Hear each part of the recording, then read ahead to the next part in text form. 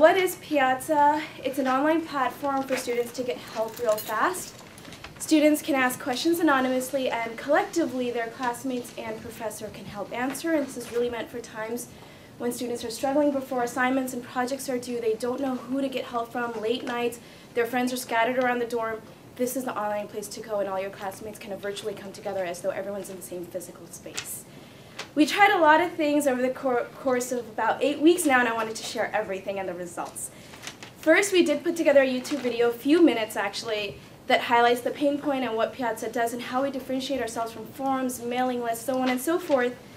And we thought, let's just wait and watch and see how the views grow. It was linear, not too exciting. We're like, okay, let's move on to the next thing. Within a couple weeks of launching on this January 4th to a few classes at Santa Clara and Stanford, we started getting emails from students and professors saying, I want to use it in this other class of mine, or I want this other professor of mine to use it. Quickly, the engineering team and I got together. We built an entire flow of pages and emails that'll let people refer their friends. We threw that out. Monitored the results, not too much happened. We're like, that's easy to email someone saying I want it, but when it comes to a link, we noticed it wasn't that actionable. Next, what did we do?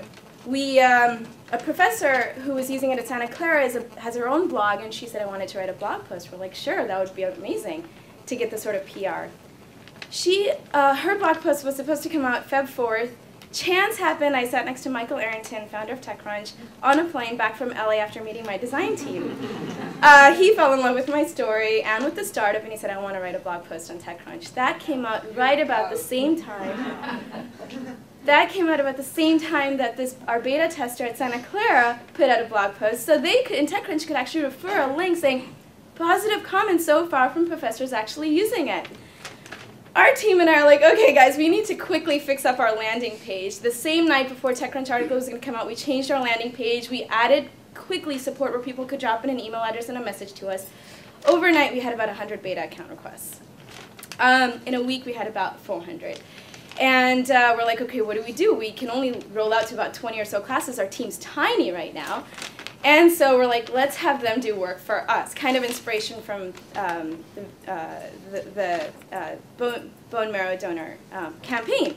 So we quickly got together an email saying, guys, we have really limited number of accounts that we can hand out. If you're really serious about wanting an account, please go to our Facebook fan page, write on the wall what class you want this rolled out to, and get 15 of your friends to like the post. That started to happen, but at a very slow rate. We're like, wow, everything we think hypothetically is just really tough when it comes to making people do things. So some people wrote classes, but not too many of their friends either liked it or no one liked it. And we're like, okay, that isn't working.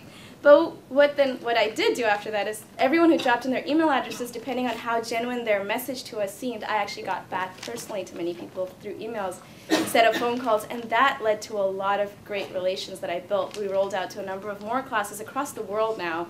It's live in Chile, Norway, New Zealand, I think India, China, a couple more places. Our platform's live to them. The students are using it. High school now, undergrad and grad.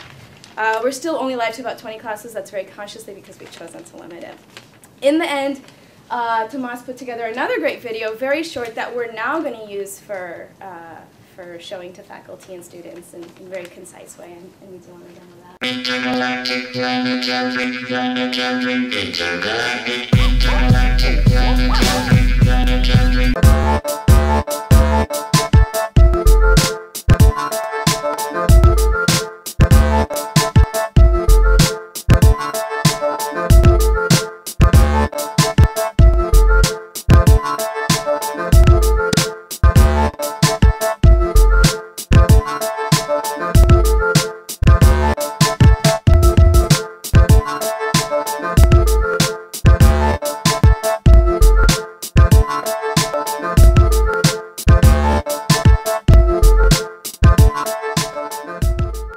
Je ne veux pas travailler, je ne veux pas